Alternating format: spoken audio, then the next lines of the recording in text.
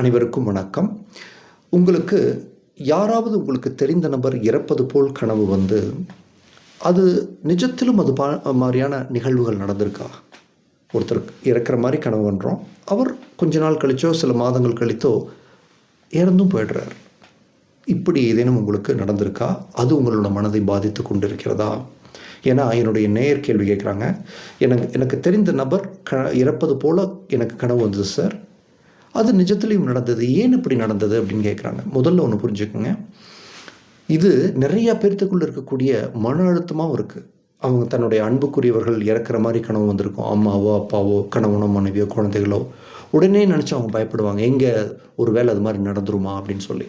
இல்லை, அவங்களுக்கு இருக்கக்கூடிய இன்னொரு குழப்பம் என்னென்னா, என் கனவு வந்ததுனால தான் அவங்க இறந்துட்டாங்களா, இதை நான் தடுத்திருக்க வேண்டுமா, தடுத்திருக்க முடியுமா, நான் தான் விட்டுட்டேன்னா, இல்லது இது மாதிரியான கனவுகள் வந்தால் நான் என்ன பண்ணுறது அப்படின்னு அவங்களுக்குள்ள பயம் வந்துடும். இது பயப்பட வேண்டிய விஷயம் அல்ல. ஃபர்ஸ்ட் ஆஃப் ஆல் ஒன்று புரிஞ்சுக்குங்க. நீங்கள் ஒருத்தர் இறக்குற மாதிரி கனவு கண்டுட்டீங்கன்னு சொன்னாலே அவர் இறந்து விடுவார் என்பதும் உண்மை அல்ல. அது ரொம்ப ரொம்ப ரொம்ப எக்ஸ்ட்ரீம்லி ரேர். எங்கள் அம்மா நான் இறக்குற மாதிரி கனவு கண்டுருக்காங்க. நான் இப்போ இறந்து போயிட்டேன்னா, இறப்பை பற்றிய ஞானத்தை நான் வந்து லட்சக்கணக்கான மக்கள் கொடுத்துட்ருக்குறேன் இல்லையா? அதனால் நீங்கள் கனவு அப்படிங்கிறது ஒரு குறியீடு. அந்த குறியீடு அப்படியே லிட்ரலி எடுத்துக்கூடாது. அது மனம் தான் உங்களுக்கு அந்த குறியீடை கொடுக்குது. புரியுதுங்களா? அதை வந்து ப்ராப்பராக இன்டர்பிரேட் பண்ணணும். அதை சரியாக புரிந்து கொள்ள வேண்டும். அதை சரியாக புரிஞ்சுக்காமல் கனவை அப்படியே எடுத்துகிட்டு மனம் குழம்பி தவிக்கக்கூடியவர்கள் 90% இருக்காங்க. காரணம் என்னென்னா, கனவு இது வந்து இப்படி வந்துச்சுன்னா இந்த பலன், இது வந்துச்சுன்னா இந்த பலன்னு போட்டு நிறைய பேர்த்த குழப்பிடுறாங்க. ஒவ்வொருத்தருடைய கனவும் அந்த குறியீட்டினுடைய அர்த்தம் என்னன்னு தன்னுடைய சொந்த வாழ்க்கையினுடைய விஷயங்களை வச்சு தான் அதை பார்க்கணும். சரி, இப்போது ஒருத்தர் இறந்து போகிற மாதிரி ஒருத்தர் கனவு காண்றார். அது நிஜத்துலேயும் நடந்து வருகிறது. ரொம்ப ரேர்னா கூட நடந்துச்சு. இது ஏன் நடக்கிறது அப்படின்னா, ஒன்று புரிஞ்சுக்கங்க. ஃபஸ்ட்டு நீங்கள் தூங்கியதுக்கு பிறகு நைட் நீங்கள் தூங்குறீங்க இல்லையா, அப்போ என்ன நடக்குது அப்படிங்கிறத கொஞ்சம் நீங்கள் ஒரு உயர் ஆன்மீகத்தை புரிஞ்சுக்கணும். நீங்கள் தூங்கும்போது உங்களுடைய உடல் மனம் ஷட் டவுன் ஆகிடும். நீங்கள் அன்கான்ஷியஸ் ஆயிடுவீங்க. உங்களுக்கு உங்களை பற்றிய சுய உணர்வு இருக்காது. ஆனால் நான் அப்படிங்கிற உங்களுடைய உணர்வு இருக்கு இல்லையா, உங்களோட உயிர், செல்ஃப் அவேர்னஸ், கான்ஷியஸ்னஸ்ன்னு சொல்லுவாங்க. அது இப்போ என்ன ஆகும்னா, உங்களுடைய உடல் மனதிலிருந்து நான்கிற உணர்வு ஒளி உடலுக்கு திரும்பிக்கும். அப்போது உங்களை நீங்கள் வந்து ஒரு ஒளி உடலாக அந்த ஒளி உடலின் உலகத்தில் நீங்கள் உங்களை உணர்வீர்கள். அதை ஸ்பிரிட் அப்படின்னு ஆங்கிலத்தில் சொல்கிறாங்க. அப்போது ஒரு ஸ்பிரிட்டாக நீங்கள் தூங்கினதுக்கு பிறகு ஒரு ஸ்பிரிட் டிமென்ஷனில் வெளித்தள்ளுறீங்க. அப்போது எப்பெல்லாம் உங்களோட மனம் தூங்குதோ, மனமும் உடலும் ரெஸ்ட் எடுத்துக்குதோ, அப்போது நீங்கள் ஒரு கான்ஷியஸ் பீயிங்காக வந்து வேறு ஒரு பரிணாமத்தில் வெளித்தழுகிறீர்கள் அப்படின்றத புரிஞ்சுங்க. இதுக்கு தான் அந்த பரகாய பிரவேசம்லாம் சொல்கிறாங்க இல்லையா, இது அதுதான் அது. இப்போது அந்த நிலையில் நீங்கள் என்ன பண்ணுறீங்கன்னா, ஒரு ஒளி உடலாக பல்வேறு ஆராய்வுகளை செய்கிறீங்க.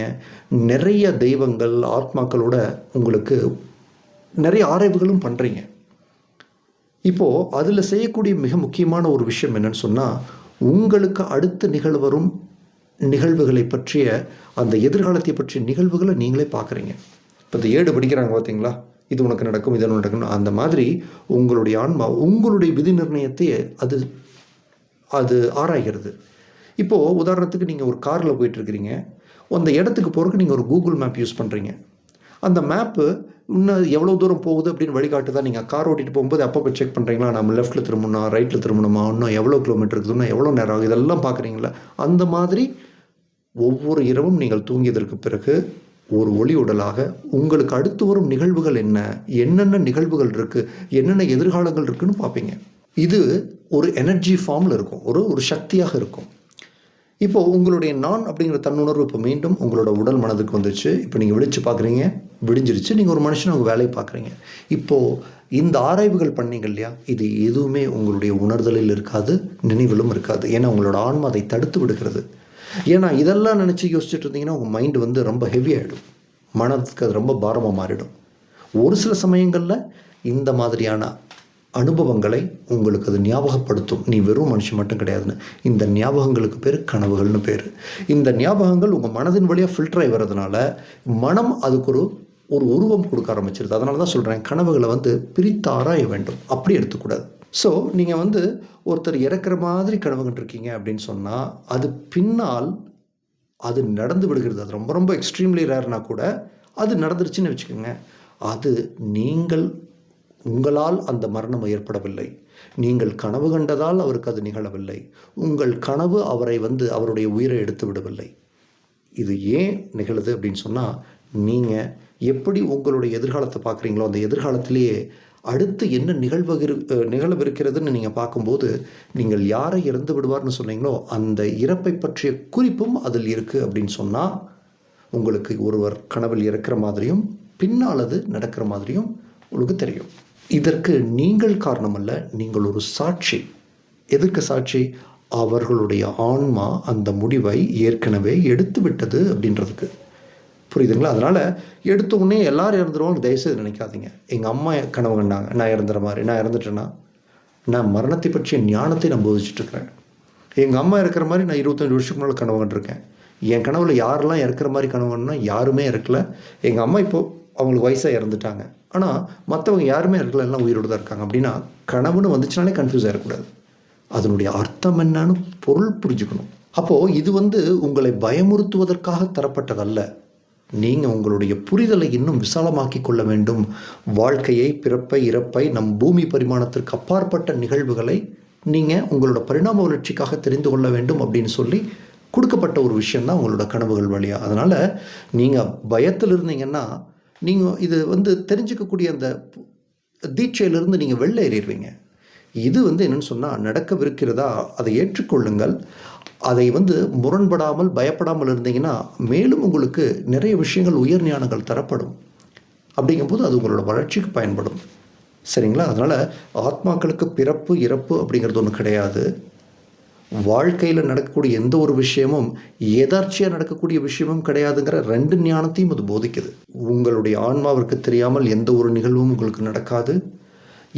யார் இறந்து போனாலும் சரி, அவர்களுடைய ஆன்மாவுக்கு தெரியாமல், அவன் ஆன்மாவுக்கு விருப்பம் இல்லாமல், அந்த ஆன்மாவின் அனுமதி இல்லாமல் அவர்களுக்கு மரணமும் நிகழாது.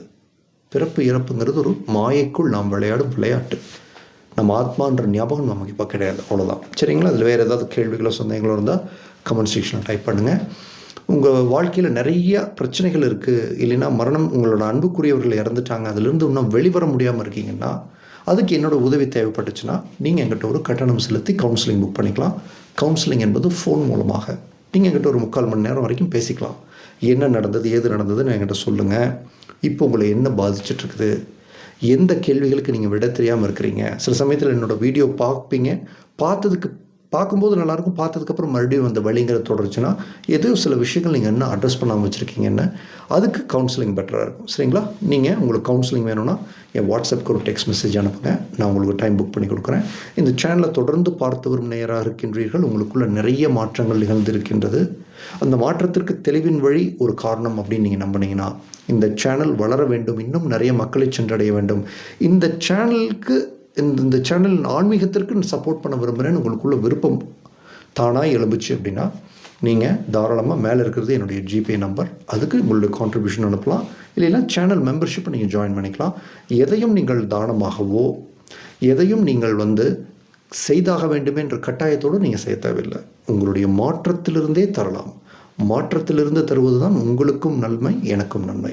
இந்த சேனலை பார்த்தா எனக்கு தெளிவு கிடச்சிருக்கு, நிறைய புரிதல்கள் வந்திருக்கு. நான் இப்போ கான்ஃபிடெண்ட்டாக இருக்கேன்னு உங்களுக்குள்ளே இருக்கக்கூடிய இருள் விளக்கி இப்போது வெளிச்சம் உண்டாயிருக்கிறதுனா அந்த வெளிச்சத்திலிருந்து கொடுங்க. அதுதான் நம்ம எல்லாத்துக்குமே நல்லது. உங்களுடைய பொன்னான நேரத்துக்கு என்னுடைய மிக்க மகிழ்ச்சி. Thank you very much for your time.